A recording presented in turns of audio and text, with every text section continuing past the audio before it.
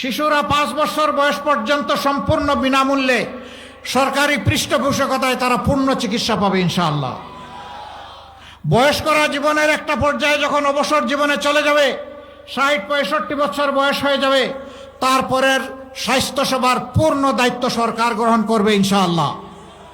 মাঝখানেরটা আমরা ভাগাভাগি করব, এটা হবে পার্টিসিপেটরি। আমরা শেয়ার করব আমাদের সম্পদ আর সরকারের সম্পদ। সরকার তো আমাদেরই। সরকারকে, সরকারের আবার সম্পদ কি? সারা সম্পদ জনগণের। বলবেন যে এত এত জিনিস, চাকরিও দিবেন, শিক্ষাও দিবেন, আবার বিনা পয়সার চিকিৎসাও নিশ্চিত করবেন, টাকা পাবেন কই?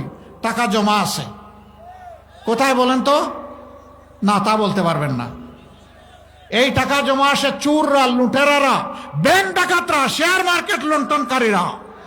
আমার দেশের যে 28 লক্ষ কোটি টাকা বিদেশে পাচার করেছে, সেই টাকা আল্লাহ যদি আমাদেরকে সাহায্য করেন, সামর্থ্য দেন, ওদের মুখের ভিতর দিয়ে হাত ঢুকাইয়া পেটের ভিতর থেকে বের করে আনবো ইনশাআল্লাহ।